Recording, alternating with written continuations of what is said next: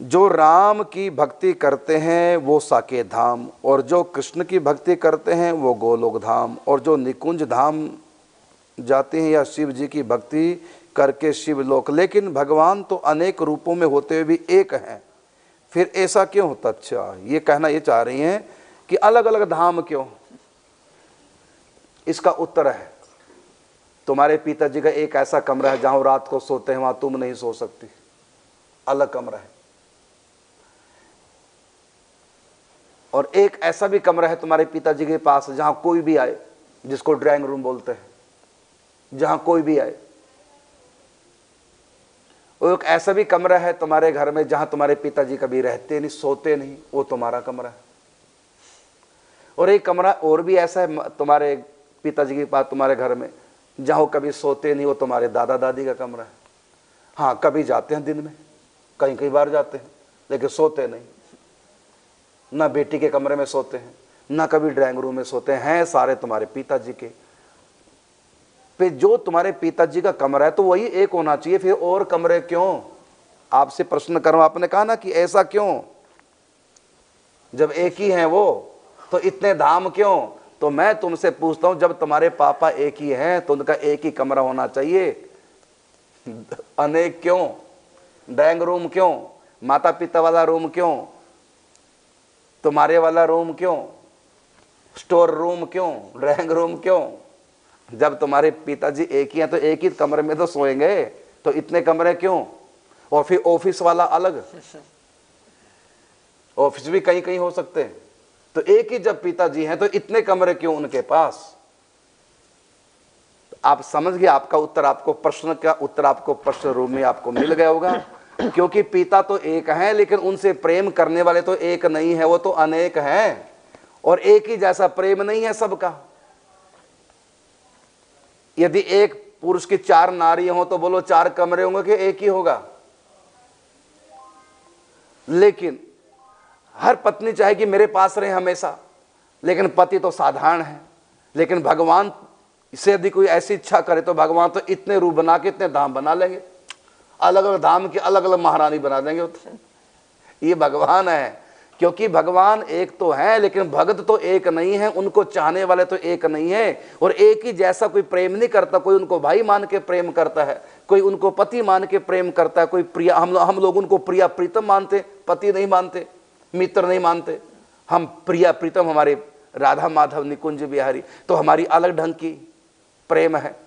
हनुमान जी का अलग ढंग का प्रेम है, सीता जी का अलग ढंग का प्रेम है, तो सीता जी कमरे में हनुमान जी नहीं जा सकते।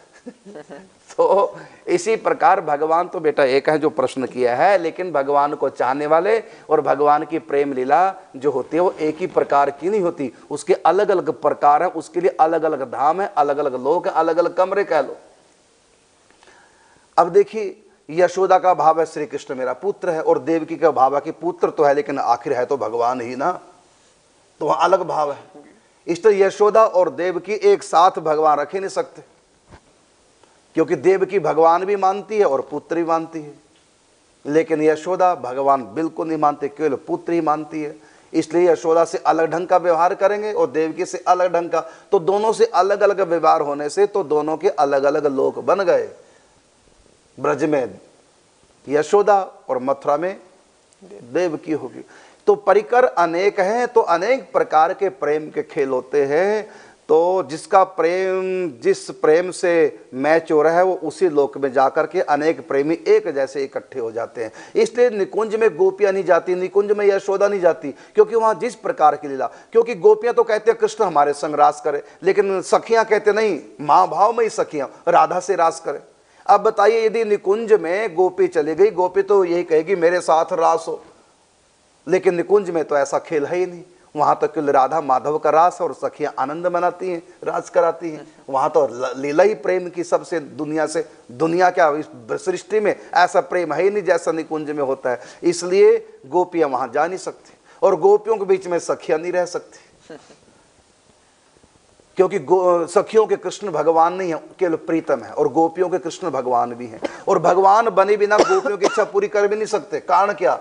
हर गोपी चाहते मेरे संग रास हो, तो लीलाधर की लीला न्यारी ऐसे रास रचैया, जितनी गोपियां उतने उनके संग में नाचे कन्हैया। तो जितनी गोपियां उतनी कृष्ण बन गए, इसका मतलब उनको अपना ऐश्वर्य रूप धारण करना पड़ा, इतने बन गए हैं। लेकिन निकुंज में भगवान दो भी नहीं बन सकते, क्योंकि वहां वो भगवान नहीं, वहां वो केवल प्रियतम है। वहां ऐश्वर्य भाव बिल्कुल भी प्रवेश, ऐश्वर्य का तो निकुंज में प्रवेश ही नहीं है। इसलिए हम निकुंज लीला नहीं सुनाते, क्योंकि वहां भगवान पना कहीं भी नहीं, किसी भी एंगल से झलकता ही नहीं कि कृष्ण भगवान है, राधा भगवती है।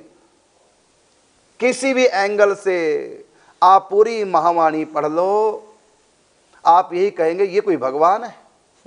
अरे सचमुच में भगवान है ही नहीं निकुंज में, तुम्हारी तो श्रद्धा ही खराब हो जाएगी, काहे के भगवान। ये निकुंज बिहारी, वहां ये भगवान है ही नहीं। और जो कृष्ण को भगवान मानते हैं वो तो निकुंज में प्रवेश कर ही नहीं सकते। वो तो शुद्ध प्रिया प्रीतम है, प्रेम रस स्वरूप है, वो प्रेम स्वरूप है। वहां उनमें ऐश्वर्य बिल्कुल भी नहीं है। और ऐश्वर्य होगा तो प्रेम का परिपाक सर्वोपरि अवस्था आ नहीं सकती। प्रेम में तो कहा ना कि प्रेम के बस अर्जुन रथ हाँ क्यों भूल गए ठकुराई, भगवान पना भूल गए, क्योंकि भगवान पना भूले बिना प्रेम नहीं हो सकता।